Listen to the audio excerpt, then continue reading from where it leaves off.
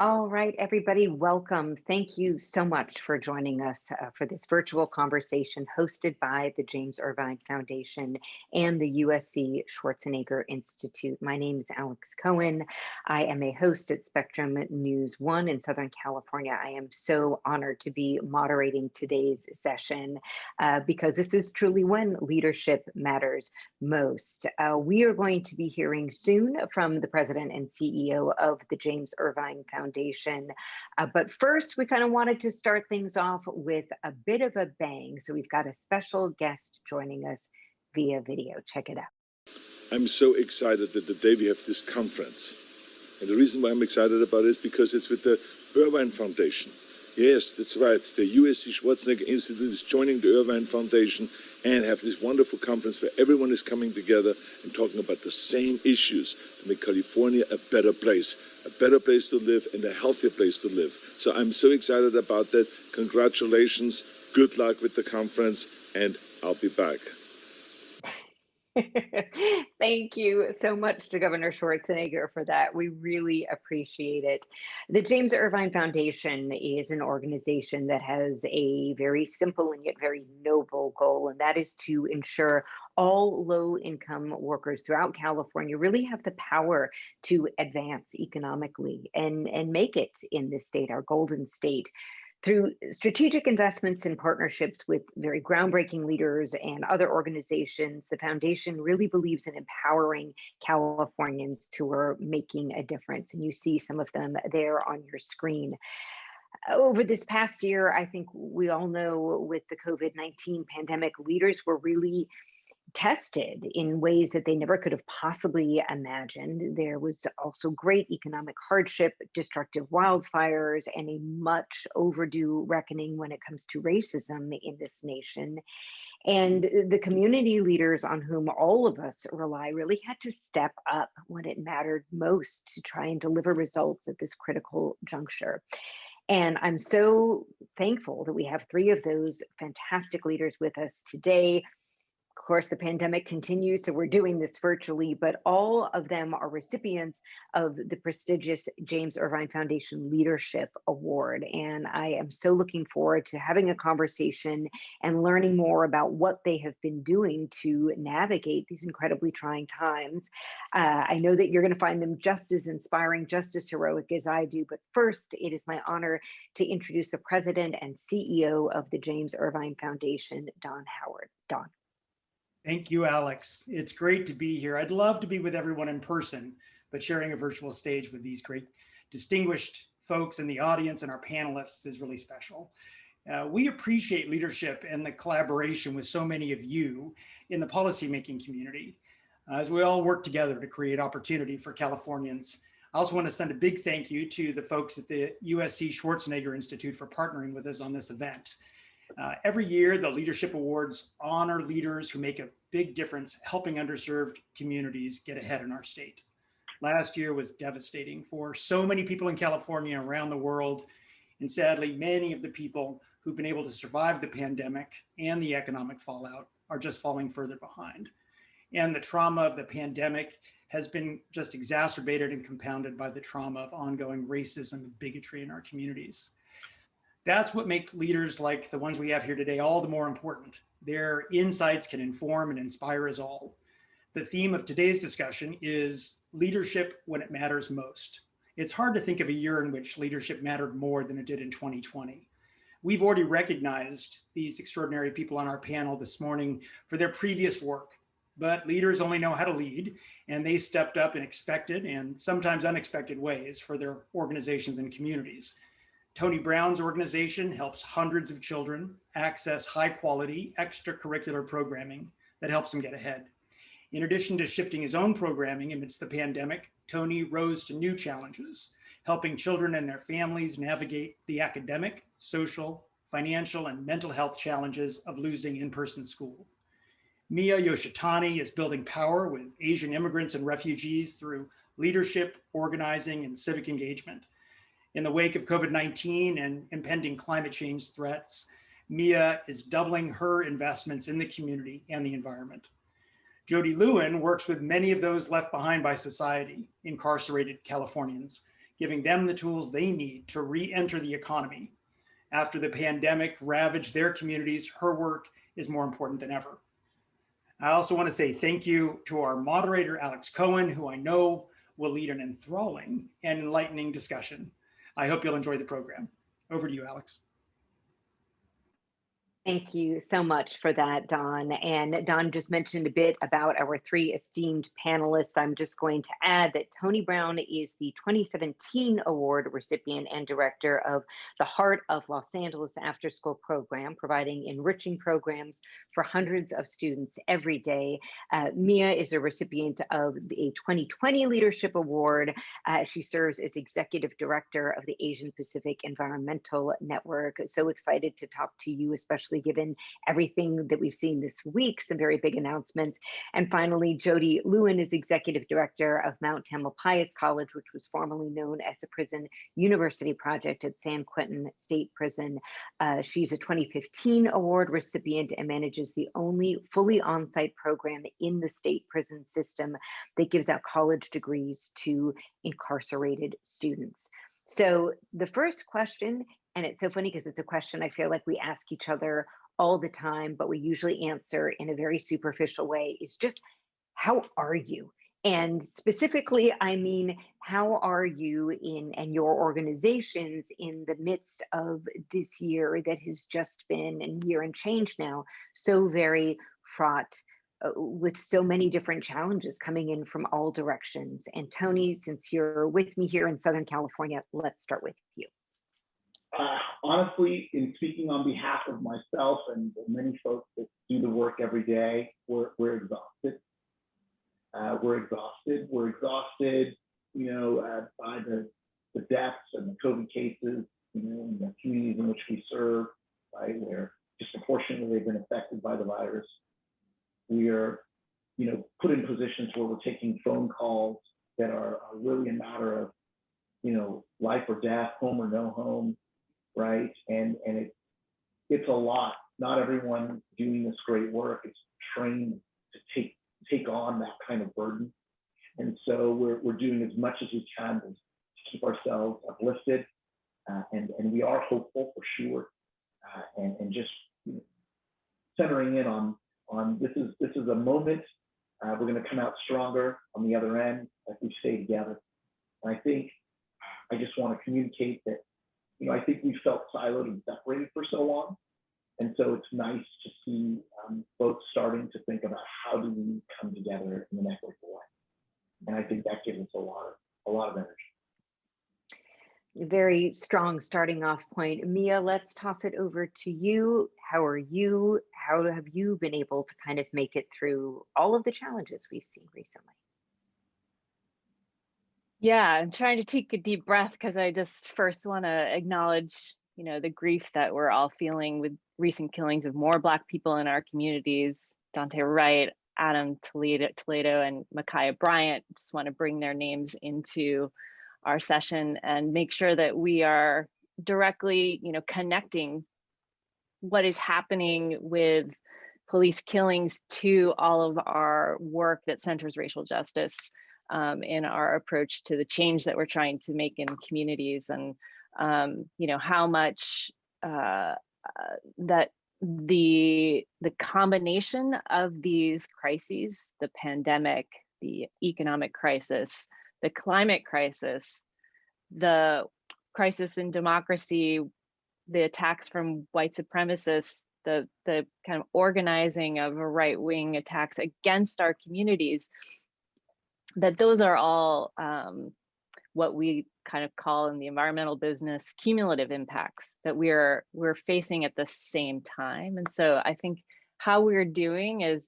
both feeling overwhelmed, also feeling frightened and fearful of what's to come, feeling anxiety about meeting people's immediate needs, and also at the same time, oddly, feeling powerful and hopeful in that our organizing, that our work in the community has actually really built our capacity leading up to these moments to actually push for solutions that take us further, that actually can be transformative and then can address these multiple crises at the same time. And so I think it is, we have to always hold those multiple things at once, that we are you know, grounded in both the grief and the and our efforts to heal and our efforts to dream about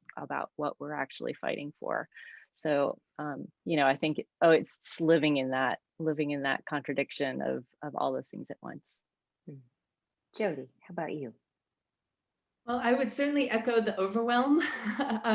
I think just it's definitely been a time where I think many people probably are experiencing this, the challenges that we are used to facing or used to struggling with.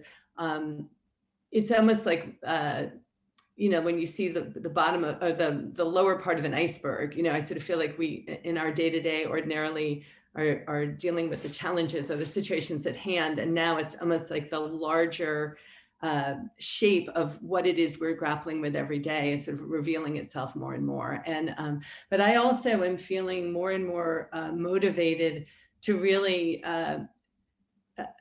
to build coalitions of people who are really thinking about the larger structural issues, finding, first of all, challenging myself to sort of see the larger picture of a lot of what we grapple with, but also finding folks who are you know, willing and able to build bridges and coalitions, often across sort of unlikely divides, and work together. Because I think I mean, I know we all deal with these feelings every day in our work, but I've never been as clear about the fact that we cannot do this in silos. We just can't do it alone. Mm-hmm. Well, I love, Jody, that you've taken us so quickly to kind of some of the solutions and what people can take away from this part of our conversation. And staying with that, Tony, I want to go back to something that you said about how, you know, we weren't really trained for this. So looking back at the past 13, 14 months, what do you feel are some of the most important things that you've learned? And when you talk to, and as you do, you're talking to kids and students in the next generation of leaders, what's the thing you might say, hey, if you're going to be a leader, here's what you need to know about when things go really south? No, that's a great question. You know, I think the biggest thing is connection. You know, there's, and I love what you said about silos, right? I mean, there's, for so long, kids, particularly kids of color throughout our city and our state and our country, quite frankly, have gone without equitable access to the resources that they need to thrive and grow and develop into their best self. And that has, why they're in that position is because all of us who are able to help and join hands have been separated. Systemically, we've been separated. You know, I think about the amazing wealth of resource that our private school students have. Right? And if you put a kid of color into a private school and you take away all of the other trappings that make that still a challenge for them, but you give them access to amazing resources and opportunities, they will find their best self. But yet what we like to do is we like to talk about, well, youth development and developing, you know, strong, amazing learners. You know, we talk about the public school and what it has and what it doesn't have.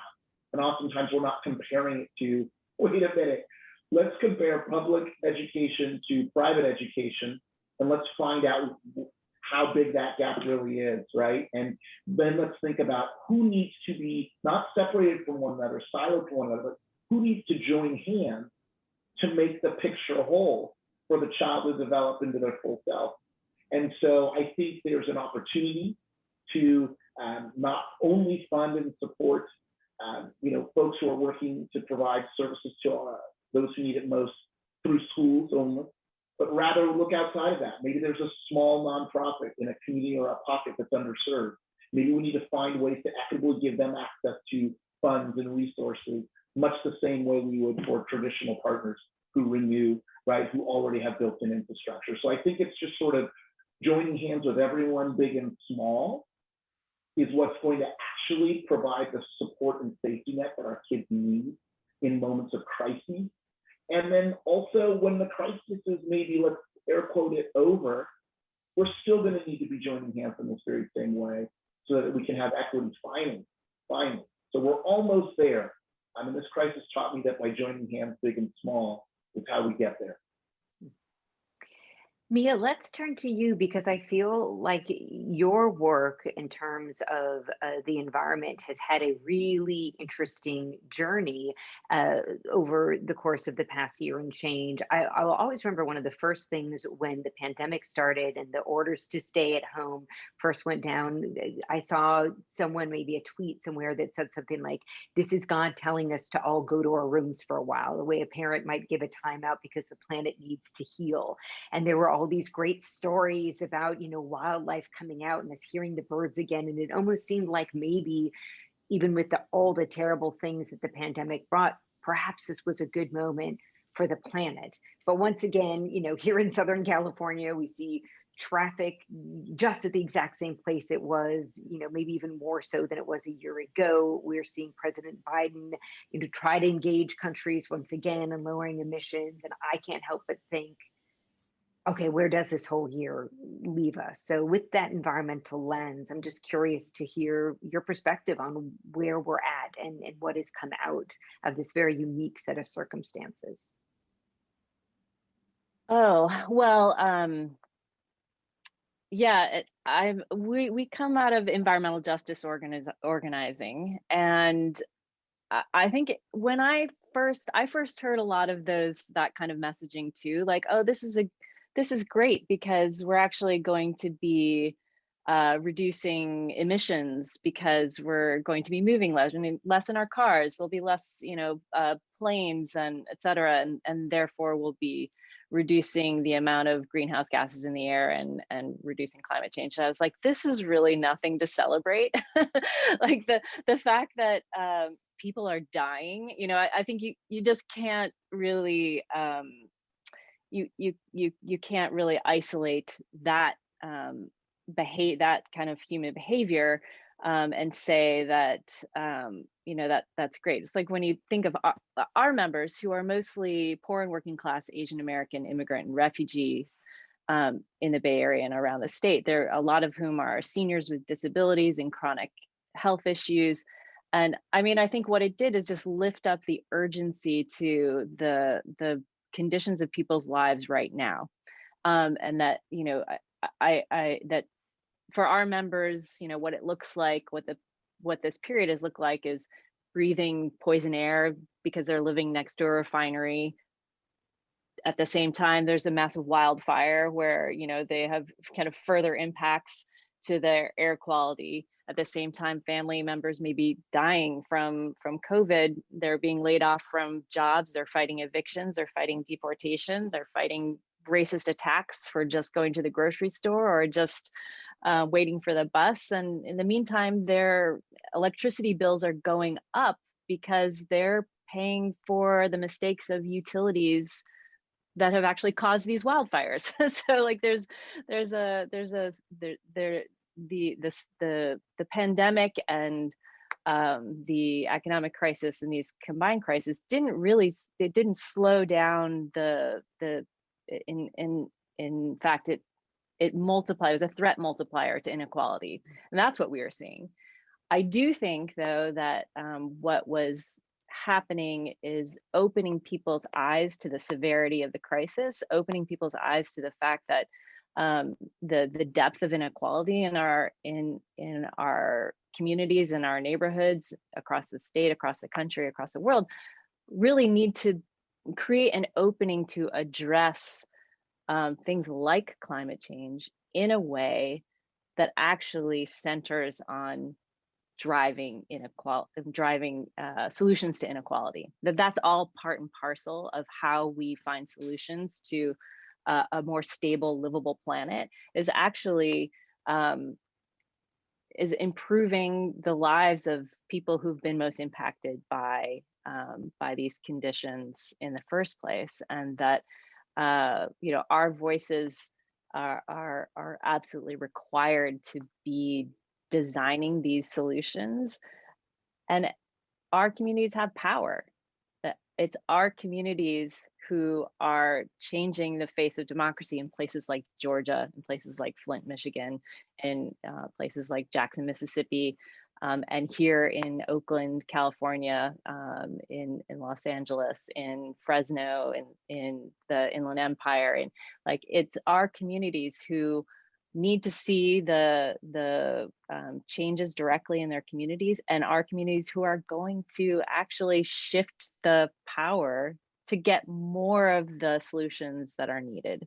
So I think that if anything, these crises have like opened up that opportunity even further for our communities to express both the solutions that are going to work for them in these crises, in the recovery that we're trying to fight for, and that our communities actually are the base of, they're the voting base, they're the voice of the solutions, they're the ones who are actually required for us to kind of meet the moment, to meet the transformative moment that we're in. Jody, I want to turn over to you. And as I'm sure most viewers will recall, especially at the beginning of the pandemic, and it has not really changed dramatically, it was these institutional settings, nursing homes and our prisons, that were hit the hardest by this pandemic. What were some of the biggest takeaway lessons that you've experienced over this past year? Well, one lesson was, I didn't think that incarceration could get worse the way it has. The experience of incarceration, and particularly not just the sort of physical conditions, but the psychological harm of sort of psychological devastation of incarceration, I think just became amplified immeasurably. And I think the sort of sustained exposure to fear and a sense of powerlessness and vulnerability is, defines incarceration even on a quote normal day. But this was a just sort of ratcheting up of the toxicity of the system that was overwhelming. But it was interesting. I think another thing that was very clear to me was, in a certain sense, I felt like we've been training, this whole time. So I've been in the field for about 20 years for a situation like this. And one of the things that I was very aware of was the incredible importance of relationships and trust at a time of crisis, because it was really, I think, because of longstanding relationships that we had with folks at San Quentin and within the department, that we were able to get the things done we were able to get done, that they were in some cases willing to help us. And I think not just willing to help us, but willing to let us help them, rather, which was so critical in this situation. And I don't think that they would have had the capacity had the relationships been new, or had we been less familiar. So I think seeing how deeply relationships matter, but also, the issue of trust was so profound. I mean, we started an initiative at some point where at first just at San Quentin, and then sort of spreading to other institutions, where we were thinking from the beginning, what can we do to help? How can we help stabilize the system as a whole? And in the beginning, it was really, how will we keep classes going? And then at a certain point, we sort of shifted to how can we help protect how can we help people survive, basically, and not only the incarcerated community, but also the staff, for whom this has been a devastating and traumatic time as well. But as we began to come up with ideas, and we started distributing care packages to people inside, and we started sort of organizing staff appreciation events where we were bringing food trucks to the institution to just serve free food and just let people know we're thinking of them as well. We really began to see how, first of all, the fact that we were able to do that, I think, was a testament to the relationships.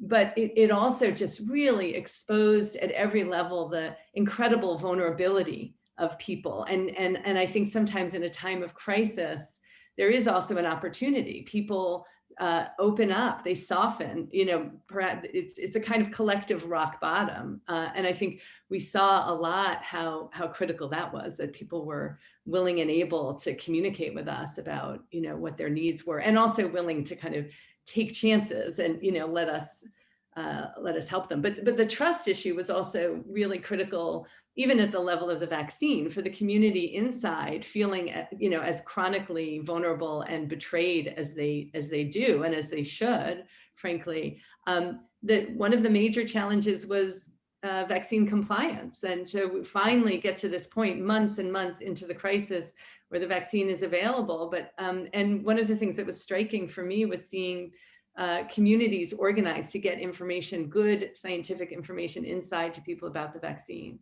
And I'm sure that, you know, the other participants have had similar experiences with vulnerable communities who have plenty of reality-based reasons not to trust anyone, you know, in these sorts of situations.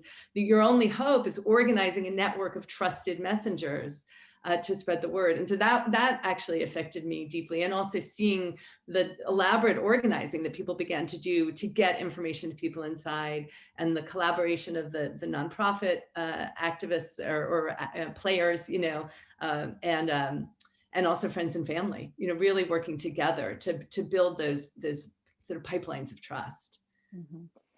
Oh, I have a million follow-up questions from that, but I do also want to take this opportunity to let everyone know who is watching this event live that we welcome your questions for our esteemed guests. You can put them in the Q&A channel there on the bottom of your screen. If you have questions for the group or anyone individually, please feel free to share them there. I want to go back, Jody, to what you said about the importance of partnerships, which I think is something that really resonates with everyone here with us today. And, you know, right now, as we are broaching this incredibly crucial turning point, as vaccines are being rolled out, California is beginning to reopen again. I'd love to hear from each of you briefly about what are the things that you would like those elected officials, those legislators to know in terms of when we start rebuilding and recovering, how we need to do so in as equitable and healthy a way possible. Miya, let's maybe start with you. Yeah, well, we've actually been working a lot on not just the rapid response. And I did want to just say that some of what Jody has just said really resonates with me, specifically about how our movements, all these institutions and infrastructure that we have built leading up to this point, that's what our movements are. This moment is what our movements have been built for, right? So that the way that we have built in social cohesion, in trust in the community, the way that we have actually built on the ground level these relationships with our, like, directly in the community and among communities, but also with other partners, other institutions. That's actually what we're relying most on right now in this moment. And I think that, so as we do the rapid response to try to just meet just immediate crisis, immediate needs, that we're also able to look at how the long-term recovery can be a just recovery, how that we can actually solve many problems with one approach. That if we're listening to our communities and how they want to envision their future with thriving local economies, with clean air, clean water, with jobs, with that the solutions of how we actually invest in the recovery. If we listen to what's happening on the ground, then our solutions kind of match these multiple inequalities at the same time. So I just think that's what I want policymakers to be directly connected to how our communities are experiencing things, not in silos. We're whole people, so we're experiencing all these different impacts at the same time, and you can't just talk about the need for affordable housing, or just talk about the need for good transit, that clean transit, or about or even just about the importance of reimagining policing. That these actually it has to be a full approach, and that we have this opportunity right now to do that, as we are so focused on how we can recover as a whole community. So Tony, let's say you had the opportunity to have your local representatives spend a day with you. What are the real practical details. What do you want the decision makers to be seeing and knowing as they think about next steps? Sure. So I've been listening to a lot of youth throughout Los Angeles County for the past year. I've been jumping into all sorts of great sessions with them. I've been in a number of coalition meetings across our city and state, doing the same thing, actively participating in reimagining what life can look like going forward. And the biggest thing I'm hearing is that people want to be at the table. And then the question is, well, it's not that we haven't, our policymakers aren't listening. I know they're open to listening, but I think what's been happening historically has been going to the same source for their, right, the same sources for their information. Well, now in this moment, we have coalitions, we have, youth who are taking leadership opportunities at the city level here in Los Angeles, anyways, with the first youth development office. These are kids from all over, all saying, listen, we want access to more mental health services on our campuses and in our community. There's not a one-size-fits-all approach. Don't expect that I'm going to want to stay at my school, 24/7. I may want to get, resources and access to resources through other people that I trust more than my school leaders. So churches become vitally important. Community centers become vitally important. Family centers, right? There's going to be some non-traditional providers and conveners who are going to be able to actually get policy and good policy into pockets where it has traditionally inequitably been left out, right? And forgotten about. So let's be ready for some intermediaries to come out of this moment. We in Los Angeles are trying to form and expand LA. I'm helping to lead that effort because it's really, really important that our museums and our after-school providers on school campuses and our after-school providers not on school campuses, right? Who have, by the way, through this moment, thanks to our policymakers, you have been giving us, through this time of crisis, flexible funding to do what needs to be done to attack what's most immediate. So I look at the work that we've done. We birthed a family services department out of an after-school providing program with counselors and case managers, right? And it's been so successful. We're actually tomorrow vaccinating over 1,000 people from our community place-based center. I wouldn't have thought, right, that an after-school provider could hold that role. We're giving away, hundreds of thousands of dollars in food and grocership cards weekly and throughout the year. So there's ways that, again, non-traditional, trusted folks within our pockets and our communities around our state are able to do. I want our policymakers to be able to meet them at the door as well, with perhaps some different type of mechanisms that allow them to be able to apply for funding that I know is coming, right? The federal rescue plans and the whole nine yards. Well, they're not going to have the infrastructure perhaps to go through the cumbersome application process or reporting requirements, but they absolutely know how to reach the people who need these services the most.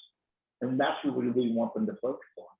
So we're going to need help by our policymakers to create equitable access to those funds, right? And strip some of those barriers. I'd love to ask the follow-up question here. Part of it's selfish as a member of the media, but I also think this is very much in line with the work that the Irvine Foundation does. I want to go back to that point you make, because I think it's very true about a lot of times, I think not only our elected officials, but also members of the media, there tends to be that same kind of coterie of voices. Oh, you need to talk to someone about education. You go to Tony, oh, we need to talk about environmental justice. Let's talk to Miya, which is great. And those voices are there for a reason. But sometimes I think there is a certain laziness is not necessarily the right word that becomes with it, where then you don't allow yourself to hear the other voices, the up and coming voices, the voices that might have a different perspective. So maybe I'll just throw this up to all three of you. What's the best way that we can find those voices and lift them up? Because it's a very noisy world out there, and whoever wants to jump in on that. I have one word: intermediary.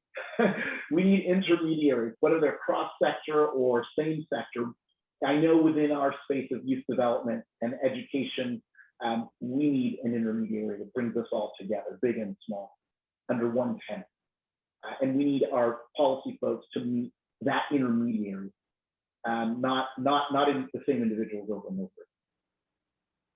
You know, I would also just add to that, spending time on the ground, listening directly as well. You know, I think that very often, like you suggested, Alex, people are not necessarily investing the time and the energy and the resources, but ideally, you know, you're doing the legwork, you're reaching out, you're encountering people face to face, and you're doing a lot of listening. And I think very often people research kind of with expediency in mind, right? Like you're saying, you know, I have a 5 o'clock deadline and I just need a quote, you know, and I think there needs to be a fundamental shift in the way that people relate to the fields that they're investing in. But one thing I just also want to mention really quickly, you know, one of the things I've noticed that I find most concerning about the political landscape in general right now is how, I mean, obviously it's not a novel observation to say that things have become polarized, but in particular, very often, a lot of the most dominant voices are very divisive in their rhetoric and in their framing of the challenges and the problems. And to me,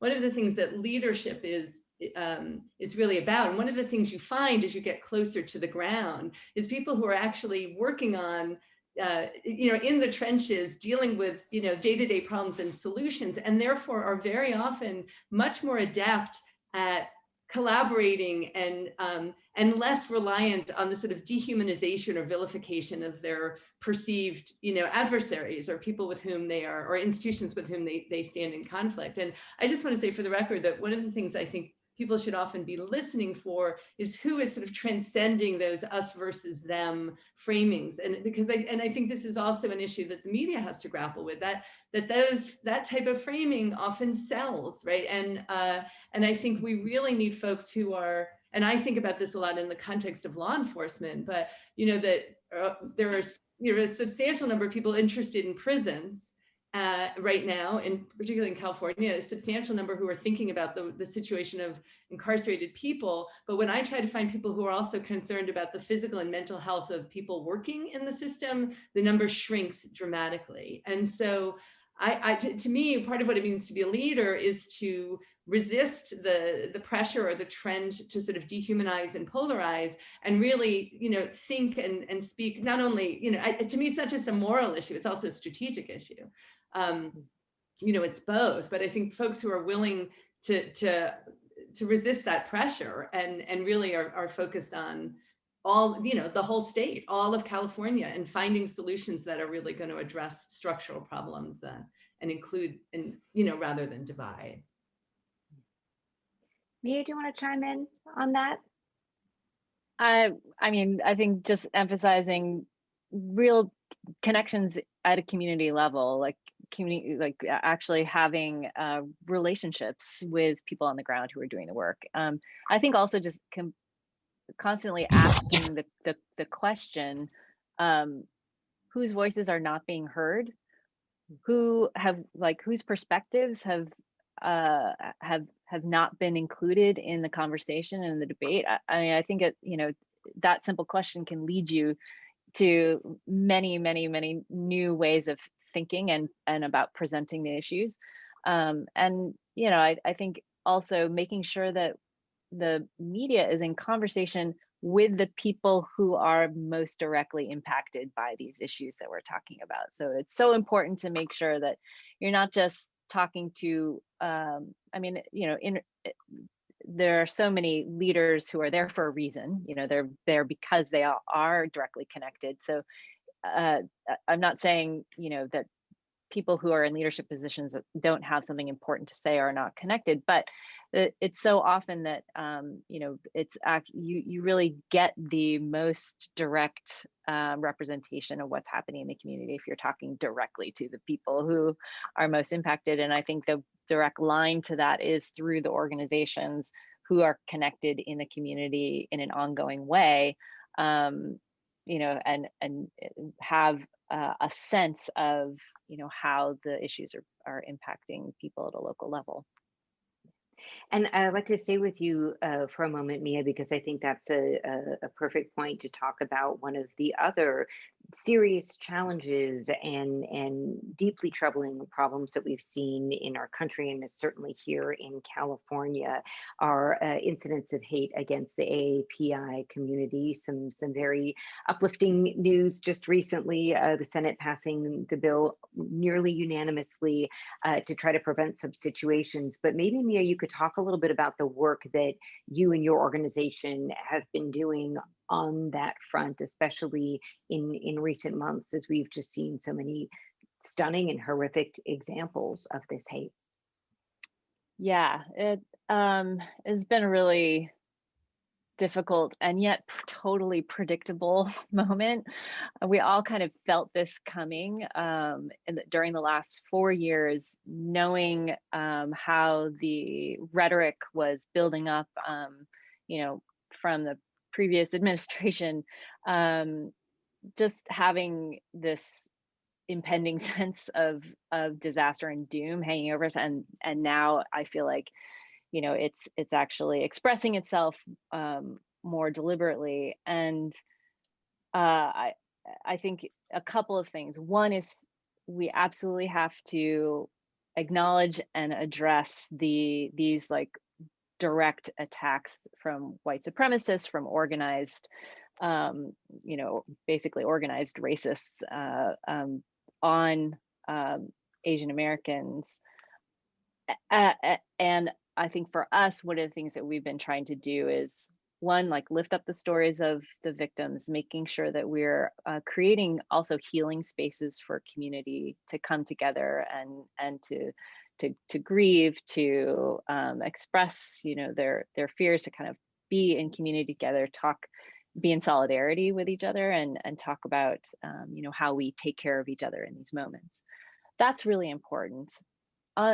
Additionally, it's so important, I think, for us, what we've been also trying to do is widen the frame of these issues, that, the direct one-on-one violence that Asian Americans are experiencing is horrific, and we need to respond to that. We also have to acknowledge that there has been an increase in violence and an increase in crime across communities of color, and across poor and working class communities in this moment of economic crisis.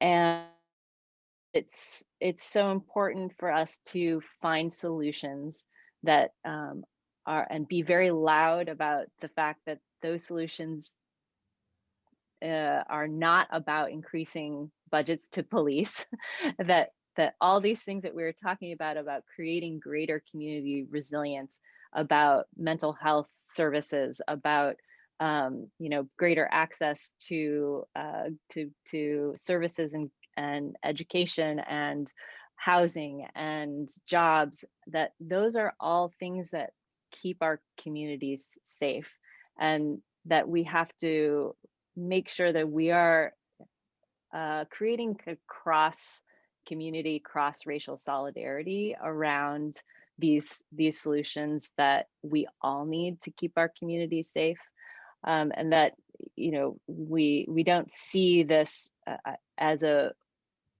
we make sure that this is not a wedge issue between communities, because that's also something that we've had to respond to in the aftermath of some of these attacks. It's not only creating the healing spaces, but ensuring that we're also not blaming other communities for this, and putting the blame where it belongs, which is like institutionalized racism, white supremacy, and the enabling of hatred to be both one-on-one violence and systemic and institutional. So we have to address all those things at the same time, and not react by trying to increase policing in our communities that has a disproportionate effect on Black communities and Black and Brown communities in the Bay Area.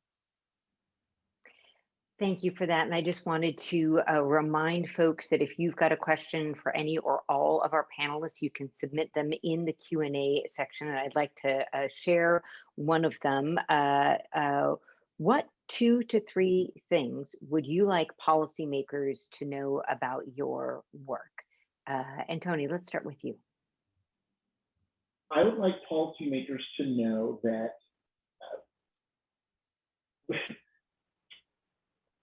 work that we do helps kids on the education pipeline to develop into their best self. And traditionally, after-school programs across our state have been thought of as an added benefit, maybe a luxury item. But now that we've gone through some crises and we've seen who's been tapped to distribute to families and kids connected and on track, keep them housed, keep them fed, I think we can start to realize, hopefully from this moment, that we are as critical to the overall education and well-being of human beings as a school, as an institution of school, and that you need both of us. You need both of us. You need more investment. You need equal investment, equitable investment in the after-school space if we want to see those kids, particularly Black and Brown, equitably have an opportunity to succeed. And so no more can this be an afterthought on a budget. Put it front and center. Put it front and center. You want to see the arts, you want to see music, you want to see mental health. I'll tell you, this is the other thing I want policymakers to know. I've done a ton of listening. One youth told me this. She was amazing. She was an older teen. She said, my school, we have 2,000 people at my high school, and, we have mental health on our campus. But quite frankly, I've never seen a therapist, and I'm pretty confident I've used one for many, many years. And I'm sure there are 1,000 kids at my school who feel the same way.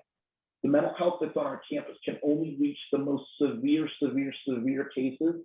And there are thousands of us who just need to be able to meet with an adult once a week and have that adult help us make sense of all this craziness that is going around, help us navigate what's happening and process what's happening.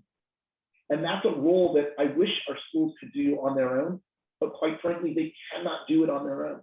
They need after school, place-based churches, they need that safety net to help those kids get what they critically need to be stabilized before they can actually accelerate in their learning. And so I really want to see flexible funds. That's my third and final thing. I would like to see a continuum of flexible funds for after school and out of school time providers. Because I promise you, together we can help keep our community connected, and we can get the best out of our cities across the state. Great point there. And Jody, how about you? What are 2 to 3 specific things that you would really like policymakers to know about what you see on a daily basis? Yeah, well, one of them is related to what Tony just said. I mean, I have this vision sometimes of, we talk about building a green economy, and I feel like we need an adjective like green to describe an economy that centers the mental health of the community. That should be the guiding question for every decision we make in the economic and political sphere. How will this build the mental health and resiliency of the entire community? So that's something that I think in general, as we understand what it is we've just been through, particularly this last year, I think we are aware of the medical, dimension, the physical health dimension. We are aware of the economic devastation, perhaps inadequately, but nevertheless. But I don't think we fully have grasped the devastating impact on mental health of all of this. And that we really need a strategy for addressing that, centering that. But another thing that in general that I always want people to think about or be aware of is just that, as simple as it seems, the fact that people who are incarcerated are really people, that that they are, their ordinariness, their humanness. I think it just can't be stated enough. And I always encourage people to just stop and think, how do I imagine people who are inside? how do I imagine what they're like characterologically, even physically? What do I imagine that they look like? But also, just reminding people that folks inside not only have hopes and dreams and, vast potential, but that they really have an extraordinary capability to have a huge impact at a societal level. And you see that happening already in a number of different spheres, particularly in the realm of social work and advocacy, but I noticed that in the context of our community, people coming home from prison and just being extraordinary agents of change. And so I just also ask people to track that, to pay attention to that. And then the other thing we touched on earlier, I would just mention, is that I think I can't stress enough the importance of leadership that is also oriented towards unifying and building bridges, and refusing to, as I say, take sides or create a landscape that is polarized and oppositional. I don't think we will find solutions to any of our biggest problems if we don't kind of overcome at some time, in some cases, really the prohibition or the kind of taboos of reaching out across, dividing line. And Miya, let's say you could somehow wave your magical wand and suddenly the California state legislature would do X, and that would really help you in your work. What would that X be? I would say, don't waste this moment.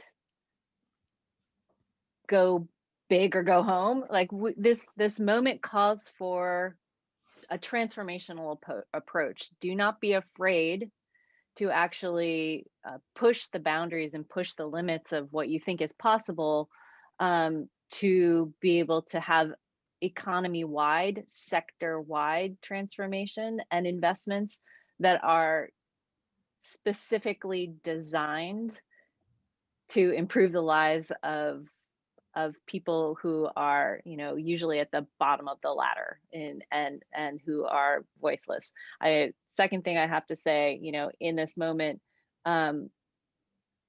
make room for the voices of people who have been most impacted in these intersectional crises, and in particular, make space for Asian American voices and Pacific Islander voices that have been excluded. And that goes for across all communities, but there's been a lot of silencing of Asian American and Pacific Islander communities in these conversations, whether it's policy or other kind of cultural narrative, and we need all of our folks at the table to design the solutions that are going to work for all of us. And yeah, I think bigger recommendations are just about the level of ambition that this moment just really calls for all of us to be as ambitious as we're able to meet the moment with a new kind of creativity and vision and vigor, that it is possible, and not to hold ourselves back from what we actually know needs to happen right now. And again, it's like putting the people who have borne the brunt of this crisis at front and center, in both the design of the solutions and the people who are speaking to them. So if I want anything, I know those are not easy things. This is not an easy time, and we can't go to easy. We got to go to actually sometimes what's hard, and also what is not just better, but what's beautiful. So that's what I want people to do. I would like that too. I think those are very strong words to end our session today on. I want to give my thanks to Miya and Tony and Jody, as well as to the Irvine Foundation and the USC Schwarzenegger Institute. And to go back to what Tony said, it is so, so, so important to lift up those who are doing great work, who might not be getting as much notice as others. So to that end, I really want to let folks know that right now the Irvine Foundation is accepting nominations for Irvine Leadership Awards. I'm working on mine. I hope that on my nomination that is of someone else. I would love to see what everyone else does too. So I really strongly encourage everyone to know that the deadline is May 7th, and you could head to irvineawards.org for more. Thank you so much, everyone, again, for joining. We really appreciate it. Thank you. Thank you. Everyone, thanks, James Irvine. Thanks, Schwarzenegger. Thank you.